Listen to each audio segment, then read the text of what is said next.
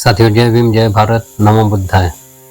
साथियों, बाबा साहब अम्बेडकर ने दलित वर्गों के अधिकारों के लिए आजीवन लड़ाई लड़ी। वे अकेले ऐसे योद्धा थे जिन्होंने कभी इस लड़ाई से हार नहीं मानी। बाबा साहब ने विदेश से उच्च शिक्षा प्राप्त की और कई डिग्रियां लेकर वे वापस भारत लौटे।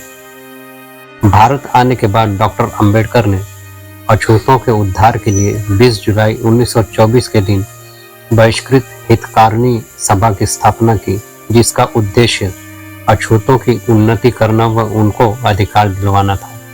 बहिष्कृत हितकारिणी सभा दलितों एवं अस्पृश्य लोगों की उन्नति के लिए एक सामाजिक निर्माण की दृष्टि से खड़ा किया एक आंदोलन था। बहिष्कृत हितकारिणी सभा की स्थापना डॉक्टर बाबा साहब भीमराव अम्बेडकर ने 20 जुलाई 1924 को मुंबई में की थी। सामाजिक और राजनीतिक दृष्टि से अति पीड़ित भारतीयों को समाज में औरों के बराबर लाना इस सभा का प्रमुख ध्येय था। बाबा साहब भीमराव अम्बेडकर के अनुसार दलित को समाज के बाहर रखा जाता था। उन्हें नागरिक, धार्मिक और राजनीतिक अधिकार नहीं दिए गए थे। दलितों के अंदर उनके अधिकारों के प्रति जागृति निर्माण करना, यह डॉक्टर बाबा साहब अम्बेडकर का उद्देश्य था।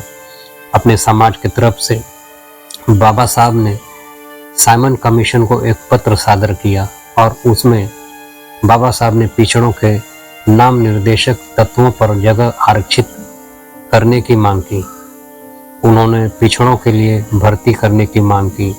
निचली जाति के लोगों में शिक्षा का प्रसार होने और उनकी सामाजिक आर्थिक स्थिति सुधरे, इसलिए डॉक्टर बाबा साहब ने बहिष्कृत हितकारिणी संगठन की स्थापना की थी। बहिष्कृत हितकारिणी सभा के उद्देश्य इस प्रकार थे: छात्रावास खोलकर या ऐसे अन्य साधनों को नियोजित करके शोषित वर्ग के बीच शिक्षा के प्रसार को बढ़ावा देना। डॉक्टर बाबा साहब अम्बेडकर का उद्देश्य था निराश अध्ययन मंडलियों के बीच संस्कृति के प्रसार को बढ़ावा देना। बाबा साहब का उद्देश्य था औद्योगिक और कृषि विद्यालय शुरू करके दलित वर्गों की आर्थिक स्थिति को आगे बढ़ाना और सुधारना। यह बाबा साहब का उद्देश्य था अछूतों की कठिनाइयों को दूर करने और उनकी शिकायतों को सरकार के सामने रखने के लिए बनाई गई एक केंद्रीय संस्था थी। अछूतों के बीच एक नई सामाजिक राजनीतिक जागरूकता लाना डॉक्टर बाबा साहब अम्बेडकर का यह बहुत बड़ा उद्देश्य था।